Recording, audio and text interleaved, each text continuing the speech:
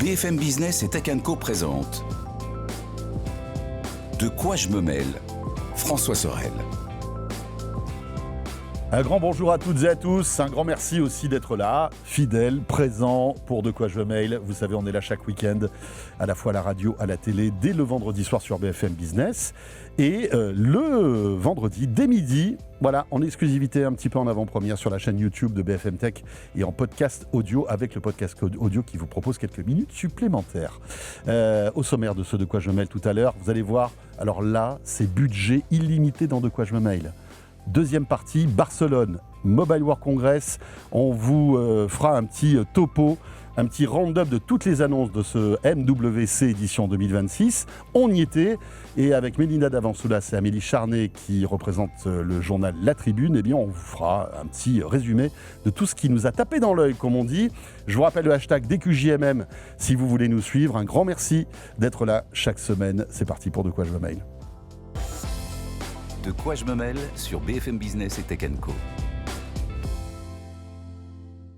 Oui, quand je disais budget digne d'un film hollywoodien, c'est que là maintenant nous sommes de retour à Paris. Vous voyez, c'est ça qui est fort pour cette première partie. Parce que, il fallait absolument qu'on commente avec nos experts et avec vous aussi les annonces Apple qui ont lieu là au tout début de la semaine, qui se sont échelonnées sur plusieurs jours. Et pour en parler, Pierre Fontaine est là. Salut Pierre Fontaine. Bonjour. Rédacteur en chef adjoint de l'entité BFM Tech, on peut le dire. Voilà. L'entité, ça fait un petit peu truc protéiforme ou grand ancien de Cthulhu, mais d'accord. C'est ça.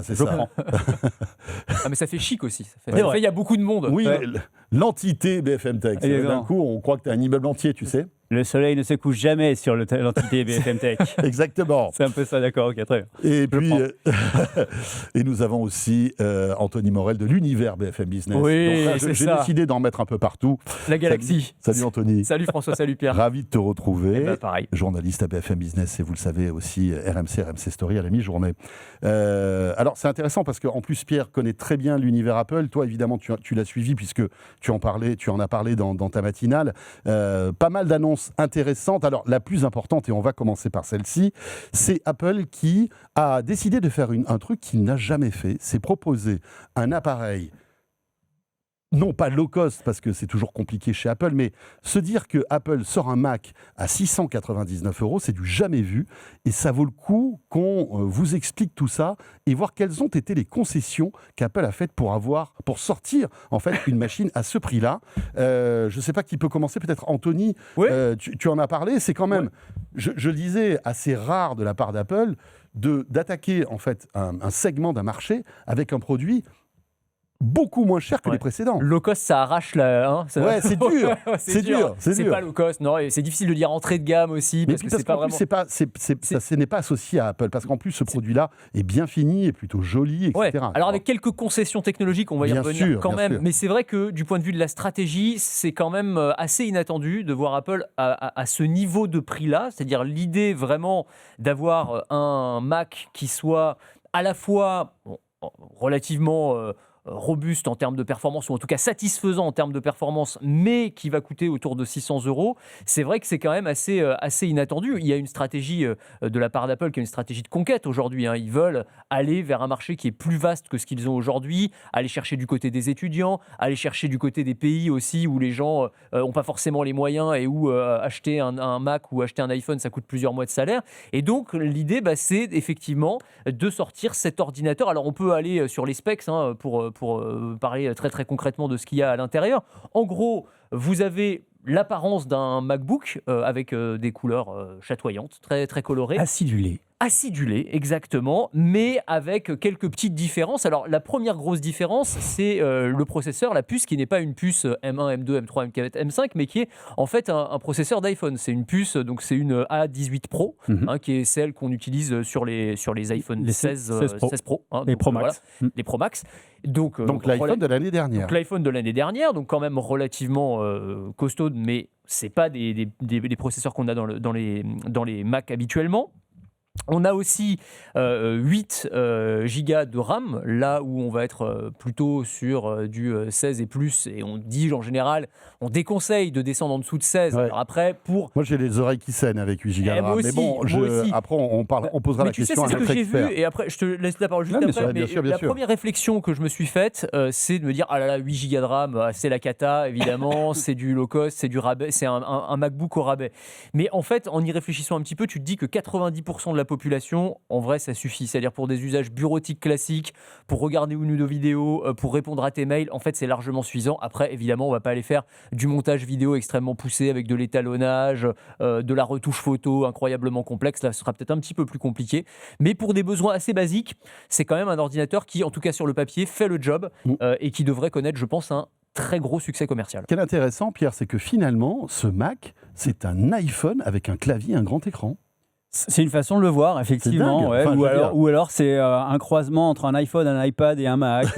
Enfin, on peut, effectivement, le fait qu'ils aient ouvert la porte à une puce. Alors, si on veut juste revenir un petit peu dans l'histoire, le premier Mac mini Apple Silicon, celui qui était fourni aux développeurs, c'était une puce, si on se souvient bien, la 12Z, c'était une puce Apple, Apple Silicon, qui était venue des iPads, mais initialement venue des iPhones.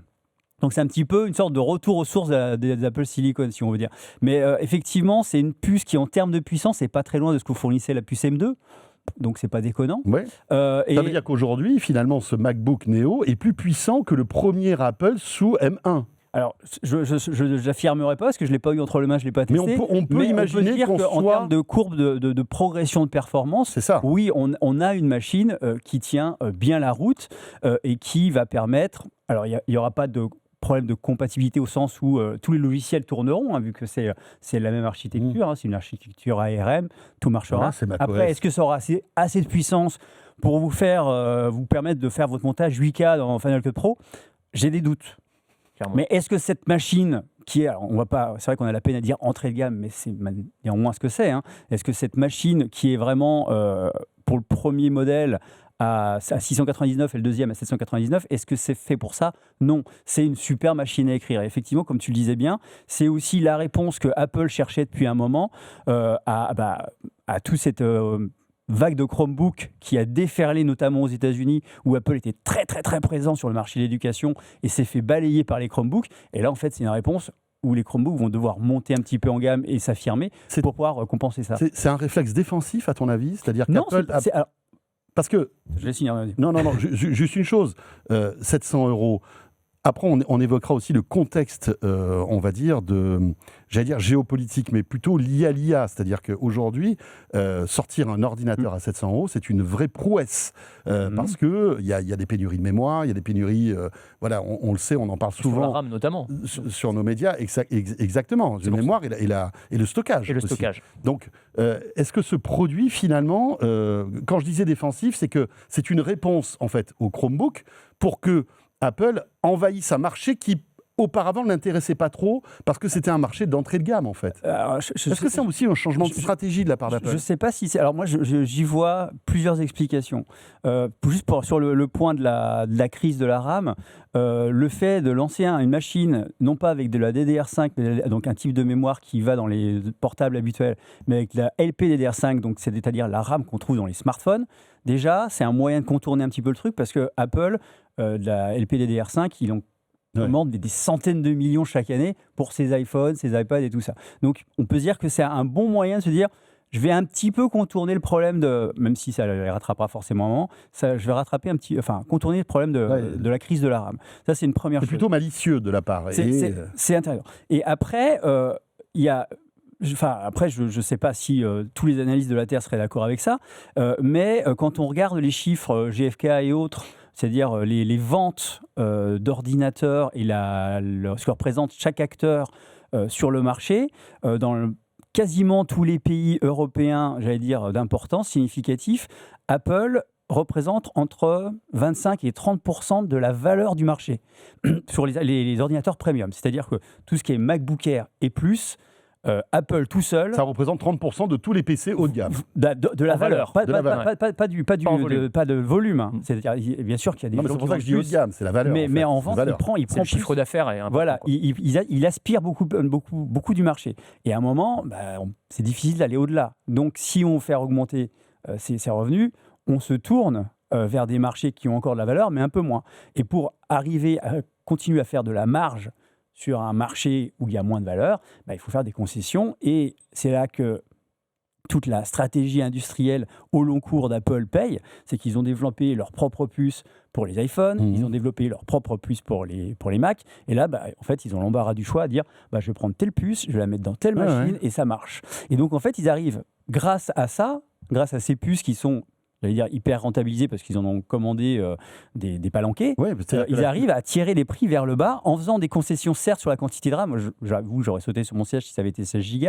Mais d'une certaine manière, je ne sais pas si 16 Go de RAM avec une puce d'iPhone, c'est vraiment pertinent dans une machine qui a cet objectif-là. Après, alors bon, les machines, on va pouvoir les tester sans doute et on verra ce qui se passe. Moi, ce qui me fait un peu peur, Anthony, c'est que c'est vrai qu'aujourd'hui, quand on va sur Internet, on ouvre plusieurs onglets et quand on est sous Chrome, en général, Chrome prend énormément de mémoire vive et il suffit que tu lances un Word, que tu te fasses un Teams, que tu aies 5 ou 6 onglets ouverts. Parce qu'en fait, 8 gigas, il faut savoir qu'au moins l'OS en prend 2 ou 3, si tu veux. Donc, il va te rester après, voilà. Ça, c'est la grande question. C'est la grande différence entre iOS et macOS. Est-ce que tu auras assez d'oxygène pour travailler correctement ? Évidemment, si tu ouvres un onglet et YouTube, ça marchera bien. Mais on est peu à faire ça, finalement. Absolument. Tu vois. Non, mais c'est la grosse... Tu lances un ChatGPT, tu lances un truc et tout, voilà. Tu as complètement raison. Je pense que vraiment, c'est la grande inconnue. Mais comme le disait Pierre, tant qu'on ne l'a pas testé vraiment en conditions réelles, c'est difficile à dire.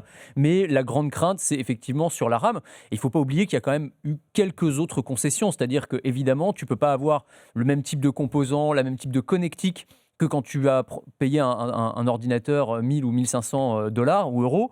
Donc les concessions, alors je les ai notées rapidement parce qu'il y en a quelques-unes.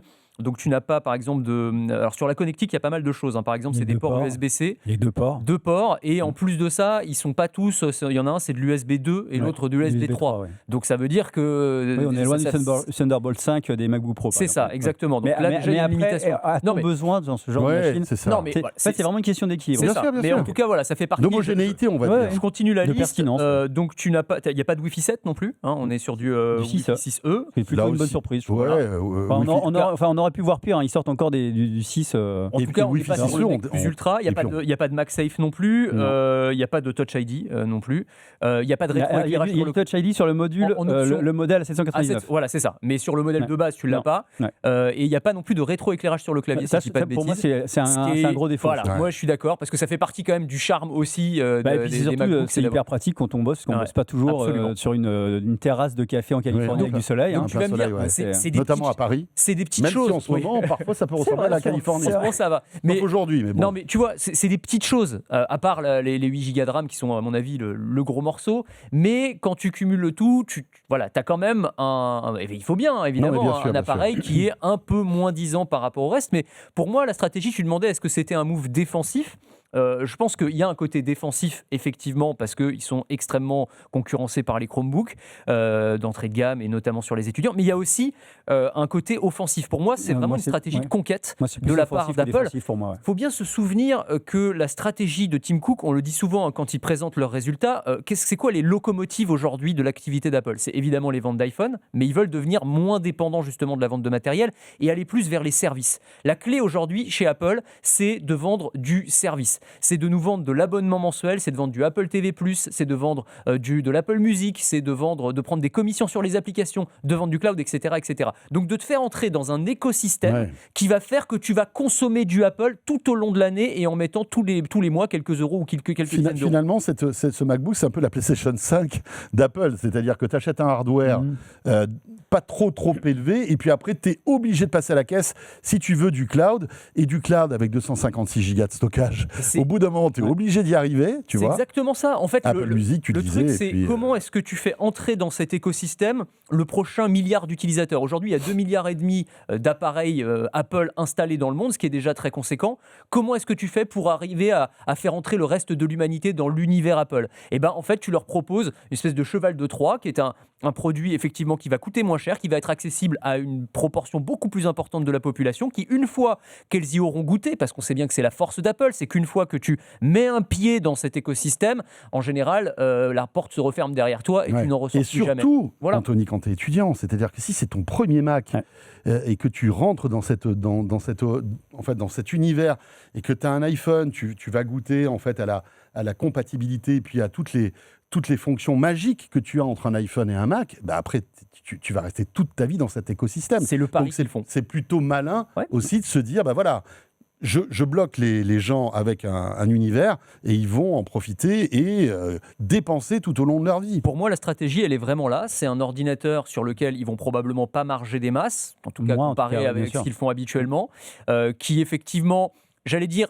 parce que c'est aussi un risque pour Apple je mets le mot entre guillemets, mais de un tout petit peu ternir leur image de marque parce qu'ils ont une image ultra premium et mine de rien sortir un ordinateur entre guillemets low cost, bah c'est pas dans l'ADN d'Apple mine de rien. Donc Non, mais est-ce que finalement on n'est pas en train de changer cet ADN? Bah, c'est la question. C'est ça, tu vois. parce que ça sort en plus parallèlement, et peut-être qu'on peut enchaîner sur le 17E, qui est aussi un smartphone, on va dire, d'entrée de gamme chez Apple, qui a 720 €. C'est rigolo parce que le smartphone coûte plus cher que l'ordinateur. Ouais, c'est vrai. C'est dingue. Mais bon, après, ça fait beaucoup de choses. Évidemment, il y a la connectivité 5G, etc., etc.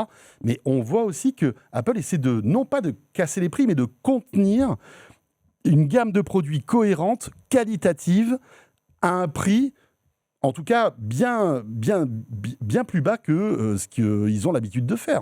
C'est ça. Et je trouve que c'est assez intéressant. Il faut savoir aussi, par exemple, qu'il y a des iPads à moins de 400 € chez Apple. Donc, j'ai l'impression qu'ils sont en train de bâtir toute une gamme de produits moins chers que les standards et l'image qu'on avait d'eux pour, justement, engranger de nouveaux utilisateurs. Ouais. Tout à fait. Mais pour moi, il y a le tout petit risque de ça, c'est effectivement la confusion.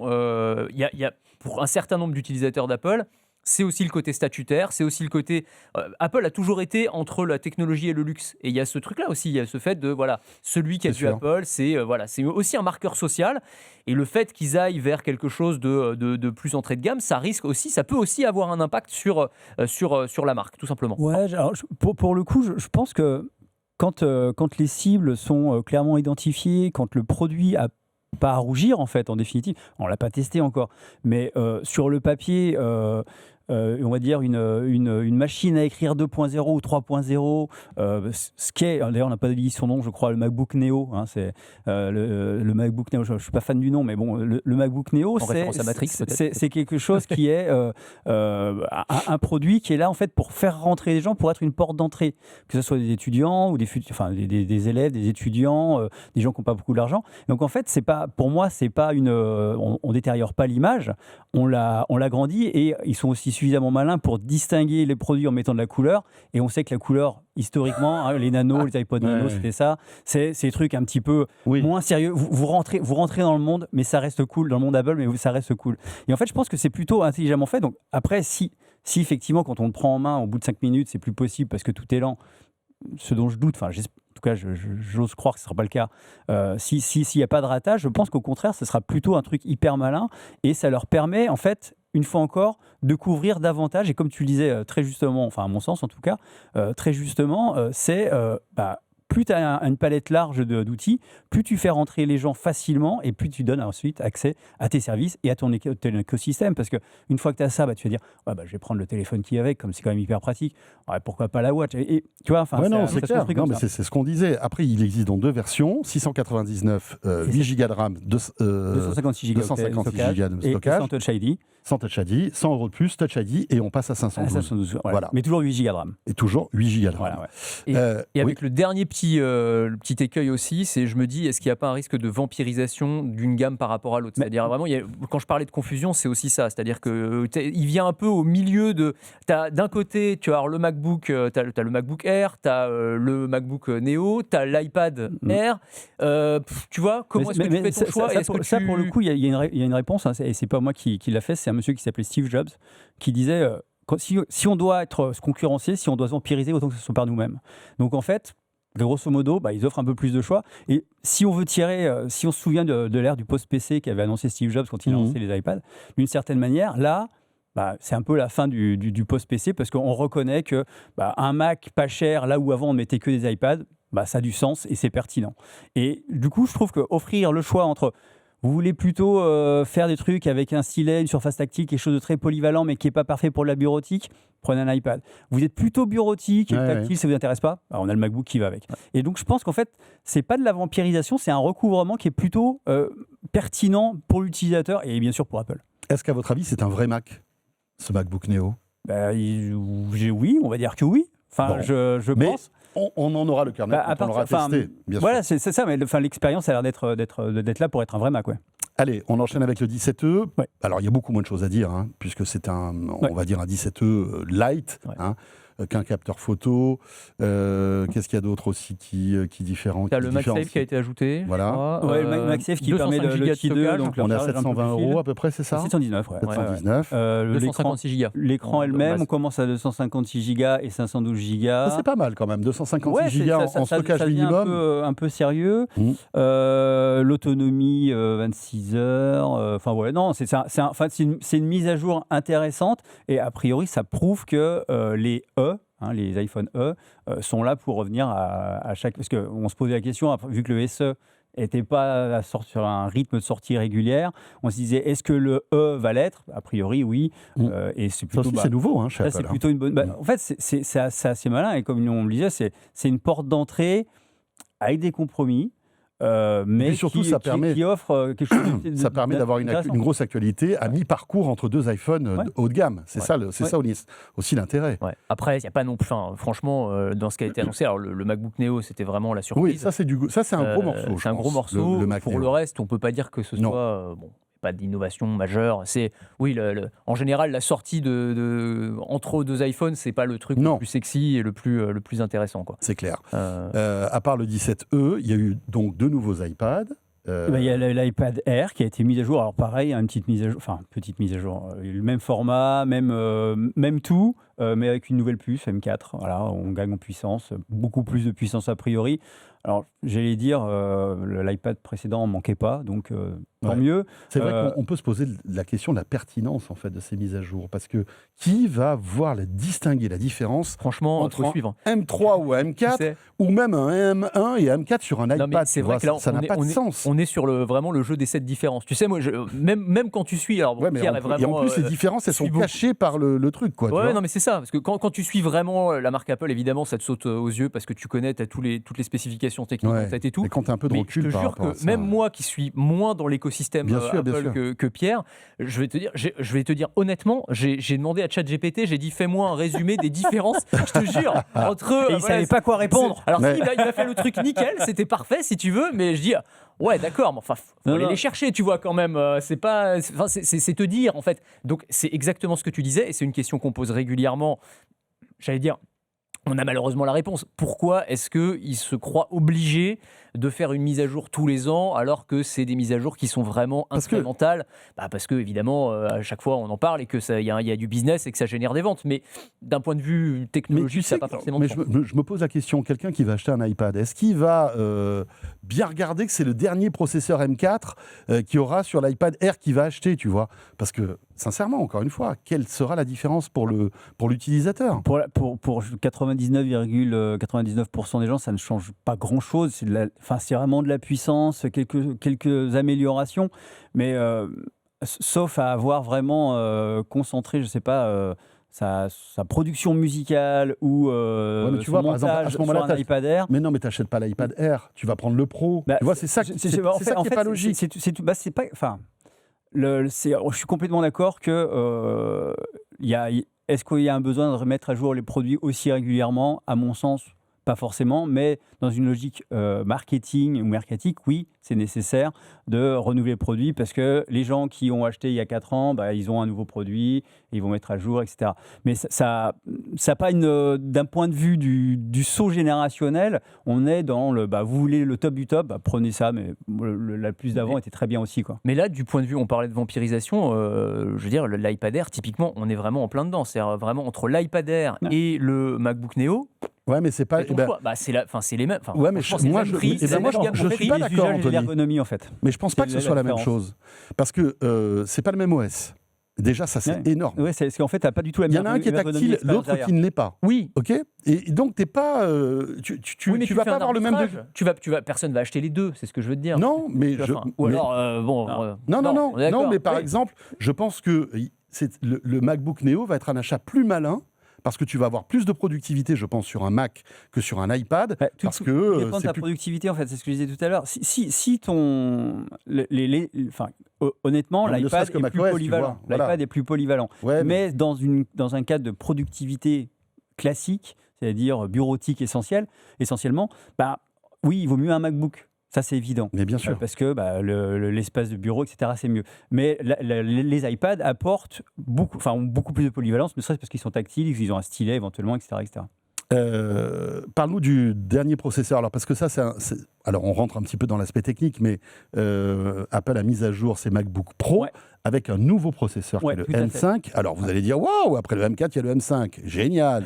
Mais malgré tout, il y a quelque chose. Ouais. Alors, le M5 était introduit dans les MacBook Pro en octobre, mais c'était le M5 tout bête. Là, c'est le M5 Pro et le M5 Max. Donc, on sait que c'est le top, le super top, mais pas l'over the top parce que c'est l'ultra l'over the top.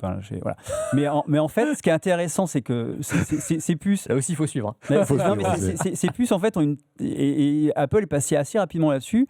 Ils parlent de leur technologie fusion. Et en fait, la technologie fusion, si on se souvient bien, l'ultra fusion, c'était quand ils prenaient deux puces max, donc très puissantes, et qu'ils les fusionnaient, ils les mettaient dos à dos, côte à côte. Donc, multiplié par deux la puissance. Et ça multiplié par deux la puissance et devenait une puce ultra. Et en fait, maintenant, cette espèce de technologie de fusion de puces, ils s'en servent pour leurs processeurs Pro et Max en prenant d'un côté une puce où il n'y a que les cœurs CPU, donc qui est pour le processeur de base, et les cœurs GPU. Voilà. Et donc, en fait, ils les fusionnent et ça leur permet en fait de faire des puces beaucoup plus, entre guillemets, à la demande.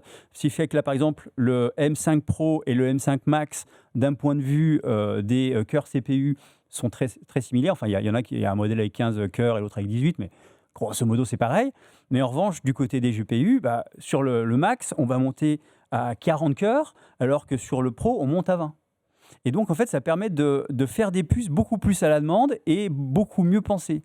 Et c'est assez génial, parce que ça veut dire que peut-être, si vous vous souvenez bien, la génération M4 n'a pas eu de puce ultra, ce qui fait que le Mac Studio, par exemple, qui est pour l'instant la machine la plus puissante, vu que le Mac Pro est un peu laissé de côté, avait un M3 Ultra. Et là, on peut se dire que grâce à ces technos, peut-être qu'ils ont enfin relancé la machine pour avoir des puces super, super performantes pour les vrais pros plus tard. Anthony, on est un peu largué, hein. Franchement, heureusement qu'il y avait là pour suivre. Là, tu vois, pourtant, t'es marathonien, mais il est vraiment devant. Hein. Ah ouais, et là, on le regarde, on est fait comme la course ça. en tête, clairement. Pierre, attends-nous. Attends-nous, on arrive. C'est à ça que ça sert d'avoir des spécialistes. Mais sur 100 mètres seulement. Non, mais c'est super intéressant. Et effectivement, on va bien voir ce qui va se passer et comment tout ça va évoluer. Merci beaucoup à tous les deux. Voilà, donc le MacBook Neo, qui est quand même le gros morceau d'ActuTech de cette semaine, quoi qu'on dise, parce qu'il y a quand même des années qu'on l'attendait. Une vraie nouveauté. Merci Pierre Fontaine. Avec plaisir. Et alors, si vous voulez en savoir plus sur tous ces produits, BFM Tech, vous y allez directement, vous ne serez pas déçus. Et puis Anthony Morel, merci. Anthony, on se retrouve la semaine prochaine. Bien sûr. Et eux, on se retrouve tous les trois dans quelques minutes, juste après notre petite escapade du côté de Barcelone pour le Mobile World Congress avec Amélie Charnet et Mélinda Damorsoulas. On se retrouve avec Anthony et Pierre pour le module bonus. Merci d'être là pour De quoi je me mail. À tout de suite. De quoi je me mêle sur BFM Business et Tech & Co.